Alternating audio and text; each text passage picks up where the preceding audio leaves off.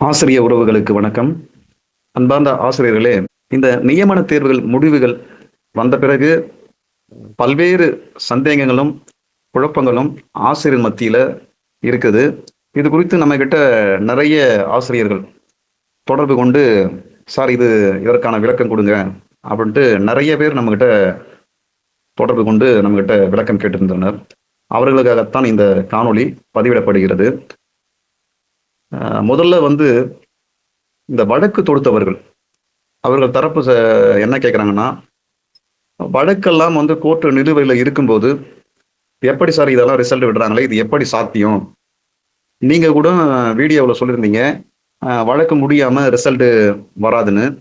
அப்படி இருக்கையில இது எப்படி சாத்தியம்ன்னு?" என்கிட்ட கேட்டிருந்தாங்க. அவங்களுக்கான பதில் தான் இது. என்னன்னு கேட்டா, வழக்கு நிலுவையில இருக்குத்தான். இத வந்து இப்ப இதுக்கு வந்து இந்த ரிசல்ட் விடுவதற்கு என்னுடைய தரப்புல நான் என்ன யூகிக்கிறேன்றத மட்டும் தான் சொல்றேன். அதாவது என்னன்னு கேட்டா, அடுத்த மாதம் பள்ளிக் கல்வி இயக்குனர் ஓய்வு பெறுகிறார். இது ஒண்ணு. அதே மாரி அந்த வழக்கு வந்து இந்த தனி நீதிபதி அமர்வு முன்பு உள்ள வழக்குகள் எல்லாம் தள்ளுபடி செய்யப்பட்டு உள்ளன.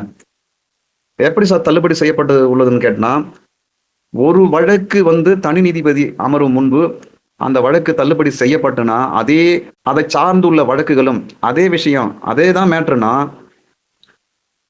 இந்த தீர்ப்ப மத்த வழக்குகளும் குடுங்கன்னு கேட்பாங்க அரசு தரப்புல. அது மத்தவங்களுக்கு அந்த வரும்போது அனைத்து வழக்குகளுமே தள்ளுபடி செய்யப்பட்டுள்ளது என்பதுதான் உண்மை. இந்த 400 பேர் வழக்கு வந்து என்ன சார் அப்படின்னு கேட்டீங்கன்னா, இந்த 400 பேர் வழக்கு என்பது அந்த 400 பேருக்கு ஆதரவா வந்தாலும் சரிதான், 400 பேருக்கு பாதகமா வந்தாலும் சரிதான். அடுத்து வந்து அவங்களுடைய நிலைப்பாடு, அவங்க வந்து தனிப்பட்ட முறையில வந்து அதற்கான முயற்சிகள் எடுக்க போறாங்க. இந்த 400 பேருடைய வழக்கு இந்த தேர்வுக்கும் எங்களுக்கும் சம்மந்தம் இல்ல. நாங்க இதற்கு முன்னாடியே நாங்க வந்து சான்றிதழ் சரிபார்ப்பு முடித்து காத்துக் கொண்டிருக்கோம். நாங்க கேட்ட பிறகு தான் இதெல்லாம் வந்து நடைமுறைலாம் உள்ளது. அதனால நீங்க அவங்களுக்கு எப்படினா போட்டுங்க. ஆனா எங்களுக்கு பணி குடுங்கன்ற மாரி தான் இந்த வழக்கு நகர்ந்தது.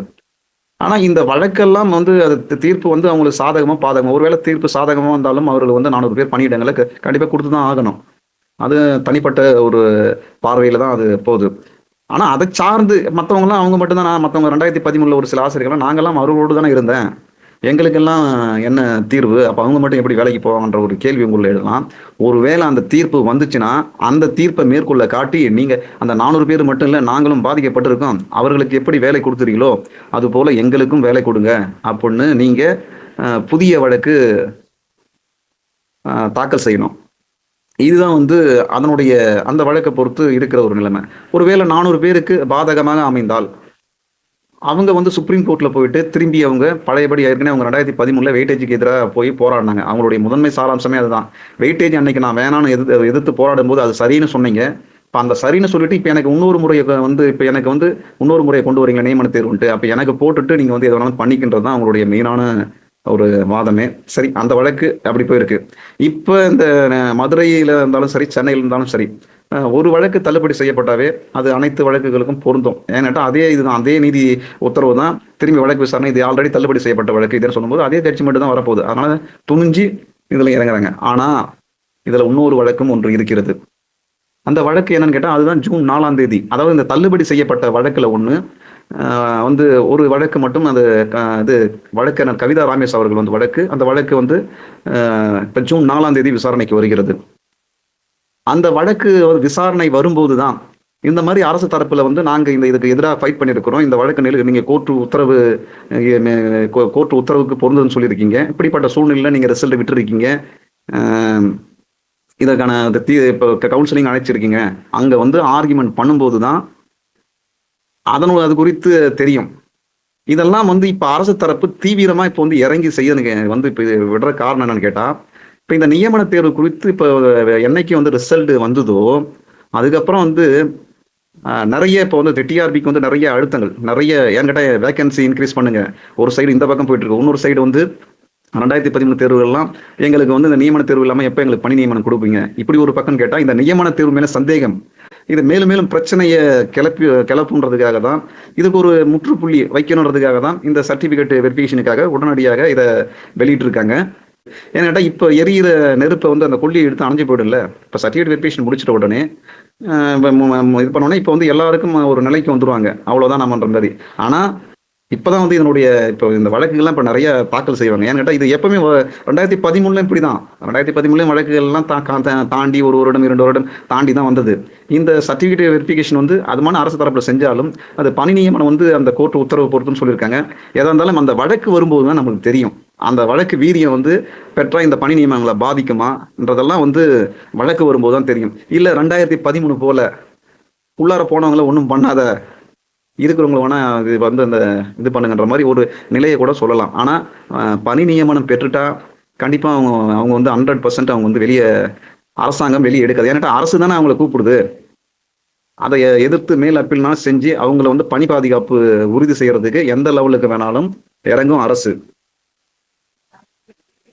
அது வந்து இப்ப அதற்கு முன்பாக இந்த வழக்குல வந்து அந்த வாதங்கள் வந்து அந்த வழக்கறிஞர் வந்து இதை என்ன பண்ண அவருடைய வந்து ஐடியாவை பொறுத்து தான். ஏன்னு கேட்டால் அவர் வந்து இவங்க அவங்கள நம்பி வந்தவங்களுக்கு என்ன செய்ய போறாங்கன்றது அந்த வழக்கில் வரும்போது தான் தெரியும். ஏன்னு கேட்டால் அந்த ஒரு வழக்கு மட்டும்தான், அதாவது அப்பீல், அதாவது இரு அமர்வு கொண்ட நீதிபதி நடக்கிற வழக்கு. அதுதான் ஜூன் 4ஆம் தேதி வருது அந்த வழக்கு.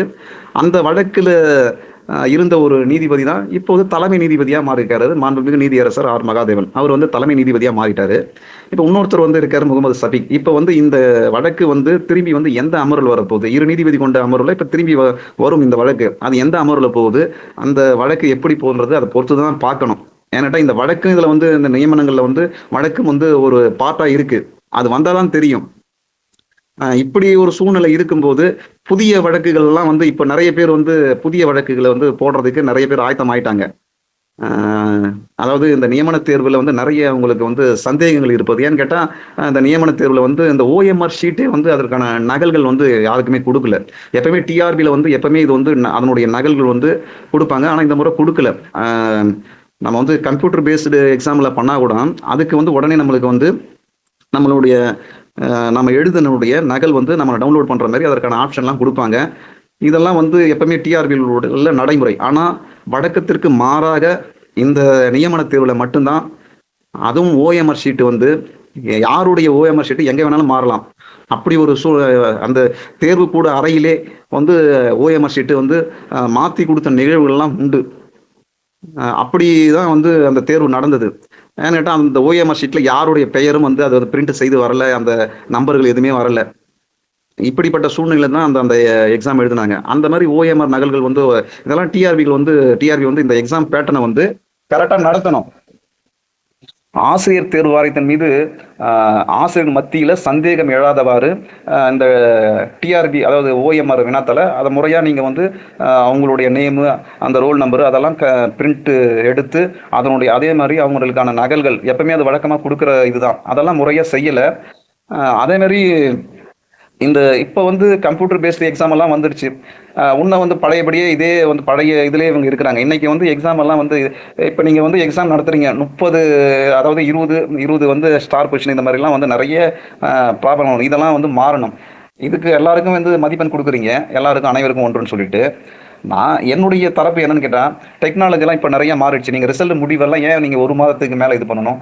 ஆன்சரை வந்து இப்போ நீங்கள் வந்து இப்போ சேலஞ்ச் பண்ணதுக்கு என்ன நீங்கள் வந்து இப்போ வந்து நீங்கள் கொடுத்துருக்கிறீங்க மார்க்கு, ஸ்டார் கொஸ்டின் போட்டு அனைவரும் தான் மாற்றிப்போங்க. இதுதான் வந்து டிஆர்பினுடைய கேள்வித்தாளினுடைய தரமா? ஆசிரியர்கள் மத்தியில் இப்போல்லாம் என்ன வந்து நிலவுதுன்னு கேட்டால், நீங்கள் கம்ப்யூட்டர் பேஸ்டு எக்ஸாமே வைக்கலாம், வச்சுட்டு அங்கேயே வந்து ஆன்சர் வந்த உடனே ஆன்சர் அவங்க போடுறாங்கன்னா போட்டு முடிச்ச உடனே அதனுடைய நகல் காப்பி எது தப்பு எது ரைட்டுன்றதை அங்கேயே கொடுத்துடலாம் உங்களுக்கு. நீங்கள் வந்து ஒரு மாதம் காத்திருக்க வேண்டிய அவசியம் இல்லை. இதனால் வந்து இப்போ நீங்கள் வந்து இப்போ ஒரு தப்பாக எடுத்துக்கப்பட்ட கொஷின் வந்து யாருன்னா முறையிடுறானா கூட நீங்கள் அதுக்கு ஒரு வாரம் வந்து கொடுத்து இது வந்து இந்த கொஷினுக்கு இதுதான் ஆன்சரு, அதை வந்து இது மாற்றலான்ற ஒரு பேட்டர்னை வந்து உருவாக்கலாம். ஆக மொத்தம் அன்றைக்கு அப்போ எக்ஸாம் எழுதும்போது இப்போ தான் டெக்னாலஜி நிறைய வளர்ந்துருச்சு. சின்ன சின்ன ஸ்டடி சென்டர், கோச்சிங் சென்டர் ஒரு 250 ரூபா பெய்டு டெஸ்ட் போட்டு அட்டன் பண்ணுறவனுக்கு அப்பே போடும்போது அப்பே அதனுடைய ஆன்சர் போடுறான், அதனை தப்புனா தப்புன்றது அங்கேயே தெரிஞ்சுக்கிறான். அந்த மாதிரி நீங்கள் பேட்டர்னை மாற்றணும். எக்ஸாம் இன்னைக்கு வைக்கிறாங்களா, எக்ஸாம் முடிஞ்சிட்ட உடனே அந்த எக்ஸாம் கம்ப்யூட்டர் பேஸில் எக்ஸாம் டிக் பண்ணிட்டு வரும்போது இறுதியாக அவங்க டிக் பண்ண நகலும் அதற்கான ஆன்சரை நீங்கள் அப்பயே நீங்கள் வந்து இதுதான் ஆன்சர் சொல்லிட்டு கொடுத்துனா இவ்வளோ சர்ச்சைகள்லாம் இதெல்லாம் வர வேண்டிய அவசியம் இல்லை. இதெல்லாம் எப்போ வந்து டிஆர்பி வந்து அப்டேட் ஆகும்னு தெரியல. இனி ஃபியூச்சரில் வந்து இந்த மாதிரி தான் நியமன தேர்வு நீங்கள் வைக்கிறீங்கன்னா அன்னைக்கே எழுதி முடிச்ச உடனே இதான் ஆன்சர் நீங்கள் மாற்றலாம். தேர்ந்தெடுத்த வல்லுநர் குழு தானே நீங்கள் கொஸ்டின் பேட்டர்ன் தயாரிக்கிறீங்க, இதுதான் ஆன்சர் தானே சொல்லியிருக்கீங்க. இப்போ தேர்ந்தெடுத்த வல்லுநர் குழுவே வந்து அதெல்லாம் ஸ்டார் ஸ்டார்னு போட்டு அனைவருக்கும் எதுக்கு மார்க் கொடுக்குறீங்க? சர்ச்சைக்குரிய இடத்துல எதுக்கு நீங்கள் வந்து ஏற்படுத்துறீங்க? அது நீங்கள் கம்ப்யூட்டர் பேஸ்ட் எக்ஸாம் வைங்க, அங்கேயே வந்து டிக் அடைக்கிற தவறுனா தவறு நான் வந்து அவன் மனநிலை ஏற்றுக்குவான்.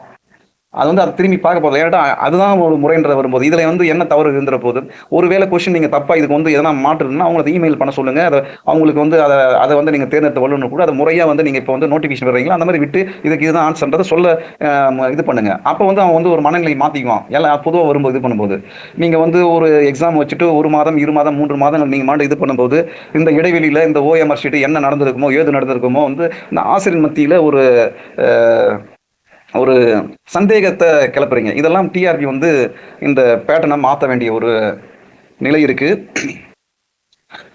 மேலும் வந்து இந்த சில பேர் வந்து சந்தேகம் கேட்டிருந்தாங்க. என்ன கேட்டிருந்தாங்கன்னு கேட்டால், என்னுடைய மதிப்பெண் வந்து இவ்வளோ இருக்குது, குறைவாக இருக்குது, என்னுடைய மதிப்பெண் அதிகமாக இருக்குது, ஆனால் குறைவான மதிப்பெண் உள்ளவர்கள் வந்து அந்த சான்றிதழ் சரிபார்ப்புக்கு அழைச்சிருக்காங்க. இது குறித்து கொஞ்சம் நிறைய பேர் எனக்கு ஃபோன் பண்ணி இதுதான் கேட்டாங்க. அதாவது அந்த மதிப்பெண் குறைவாக இருந்தாலும் அவர்கள் சான்றிதழ் சரிபார்ப்புக்கு அழைக்கப்பட்டதுக்கு காரணம் என்னன்னா, அந்த கோட்டாவில் அவங்க வந்து ஃபர்ஸ்டா இருப்பாங்க. இப்போ உதாரணத்துக்கு இப்போ ஒரு கோட்டா எம்பிசி கோட்டா இருக்காங்கன்னு எடுத்துக்கணும் வச்சுக்கோங்க. எம்பிசி கோட்டாவில் வந்து ஜென்ரல் டைமில் வந்து ஒரு எம்பிசி கோட்டாவில் வந்து அந்த பொதுவாக அது ஃபஸ்ட்டு வந்து மகளிருக்கு தனியாக இடஒதுக்கீடு பண்ணுவாங்க. அப்புறம் வந்து 2 காமன் அந்த மாதிரி வரும்போது அந்த மகளிர் இடஒதுக்கீடு வரும்போது அதில் வந்து கொஞ்சம் கம்மியாக வரக்கூடிய சான்ஸ் இருக்கும்.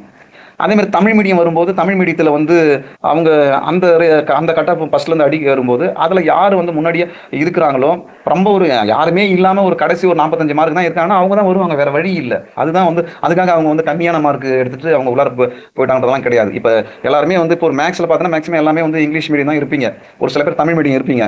இப்போ மேக்ஸில் வந்து எல்லாருமே ஒரு 100 அப்படி எடுத்துருக்கீங்க, 105 அப்படி எடுத்தீங்கன்னா தமிழ் மீடியம் யாருமே இல்லை. கடைசியாக வந்து ஒரு 50 மார்க் மதிப்பெண் எடுத்த ஒரு ஆள் தான் இருக்காங்கன்னா அந்த கோட்டாவில் அந்த 50 மதிப்பெண் எடுத்தவங்க தான் முன்னாடி அவங்களை அழைப்பாங்க. ஏன் கேட்டால் அந்த கோட்டா வரியா வந்து அவங்க வந்து அதை கூப்பிடுறாங்க. இதை வந்து புரிஞ்சுக்கணும், எல்லாரும் ஆசிரியர்களும் புரிஞ்சுக்கணும். அந்த மாதிரி எல்லா இதுலையும் இருக்குது. மாற்றுத்திறனாளி இருக்குது, தமிழ் இடஒதுக்கீடு, ஸ்பெஷல் பிஎடு, அதுக்கு அடுத்தது வந்து மகளிர் இடஒதுக்கீடு, இந்த மாதிரி வந்து அந்தந்த கோட்டாவில் வந்து கொடுப்பாங்க. அதேமாரி வந்து சிறுபான்மை மொழி ஒன்று இருக்குது. அந்த இடஒதுக்கீடு யாருமே இருக்க மாட்டாங்க, கம்மியாக எடுத்திருந்தாலும் அந்த சிறுபான்மை மொழி இடஒதுக்கீடு, அதாவது சிறுபான்மை மொழினா இப்போ உருதுல வந்து மேக்ஸ் கேட்டிருப்பாங்க. அதே மாதிரி தெலுங்குல இருக்கலாம், இல்லை கன்னடம், மலையாளம், அந்த மாதிரி அந்தந்த மொழிகளில் யார் இருக்கிறாங்களோ அவங்க கம்மியாக இருந்தாலும் அவங்க வந்து அதற்கான சான்றிதழ் சரிபார்ப்புக்கு கூட்டிருக்கலாம். இந்த சந்தேகத்தை நீங்கள் வந்து இதுதான் அதனுடைய காரணம் அவங்க கூட்டிருக்கிறது. அப்புறம் ஒரு சில ஆசிரியர்கள் வந்து அவர்களுக்கு என்ன சந்தேகம்னு கேட்டால், இந்த சிவி லிஸ்ட்டுக்கு அவங்க வந்து கூப்பிட்டுருக்க ஆசிரியர்கள் வந்து ஒரு சில ஆசிரியர்கள் கான்டாக்ட் பண்ணி, சார் எனக்கு வந்து சர்டிஃபிகேட் வெரிஃபிகேஷன் வந்துருச்சு சார், ஆனால் எனக்கு வந்து ஒரு காலம் வந்து ஆசிரியர் தேர்வு வாரியத்தின் மீது ஏதாவது வழக்கு தொடுத்துள்ளீர்களா என்ற ஒரு கேள்வி இருக்குது அப்படி கேட்டிருந்தாங்க. அந்த கேள்வியில் நீங்கள் வந்து அது குறித்து நம்ம என்ன நீங்கள் ஏதாவது வழக்கில் நீங்கள் இப்போ வந்து அதாவது கேஸ் எங்கன்னா போட்டிருந்தீங்கன்னா, பெரும்பாலும் வந்து வழக்குகள் வந்து தனி நீதிபதி அமர்வு முன்பு உள்ள வழக்குகள்லாம் வந்து எல்லாமே தள்ளுபடி செய்யப்பட்டு உள்ளது. ஆனால் என்ன ஒன்று, இப்போ அப்பீல் செஞ்ச வழக்கு ஒன்று இருக்குது. அதே மாதிரி இந்த 400 பேர் வழக்கு இருக்குது. இந்த வழக்கில் இருக்கிறவங்க வந்து அதில் செலக்ட் ஆனவங்க நான் வழக்கு தொடுத்துருக்குறேன் அப்படின்னு நீங்கள் நேராக சொல்லலாம், ஒன்றும் தப்பு இல்லை. ஆம்னா அங்கே ஆம் போடுங்க. மற்றவங்களாம் வந்து மற்ற வழக்கில் இருக்கவங்களாம் இல்லைன்னே சொல்லிடலாம். உங்கள் வழக்கு இதுக்கு வந்து எதிராக வந்து உங்கள் வழக்கு ஸ்டேட்டஸ்லாம் இன்னும் பெண்டிங்கில் இருக்குன்னா அப்படிப்பட்ட ஆசிரியர்கள் வந்து அதாவது இந்த சர்டிஃபிகேட் வெரிஃபிகேஷனுக்கு அடைக்கப்பட்ட ஆசிரியர்கள் தான் நான் சொல்கிறேன் இந்த விஷயத்த இருந்துன்னா, நீங்கள் வந்து உங்கள் ஸ்டேட்டஸ் என்னவோ பார்த்து அதுக்கு தகுந்த மாதிரி நீங்கள் பதில் கொடுங்க. ஆம்னா ஆம் சொல்லுங்கள், இல்லைன்னா இல்லைன்னு சொல்லுங்கள். ஒன்றும் இல்லை, நீங்கள் ஆம் சொன்னாங்கன்னா அதுக்காக உங்களுடைய நியமனங்கள்லாம் போகலாம் பயப்படாதீங்க. அங்கே ஆம் இருந்தால் உங்களை வந்து வித்ட்ரா பண்ண சொல்லுவாங்க, அவ்வளோதான். அந்த வழக்கில் நீங்கள் வாபஸ் வாங்கிட்டீங்கன்னா வித்ட்ரா பண்ணிட்டீங்கன்னா முடிஞ்சு போச்சு. அது உங்களுக்கு ஒரு பிரச்சனையே தராது. அதை குறித்து நீங்கள் யாரும் பயப்பட வேண்டாம். நன்றி. ஆசிரியர் சம்பந்தமான வழக்குகளை செய்திகளை தொடர்ந்து நம்ம காணொலியை பதிவிட்டு இருக்கோம். இன்னும் இது குறித்து நிறைய விஷயங்கள் நம்மகிட்ட இருக்கு. சர்ச்சைக்குரியதை எல்லாமே நம்ம தவிர்ச்சிடுறோம். நன்றி.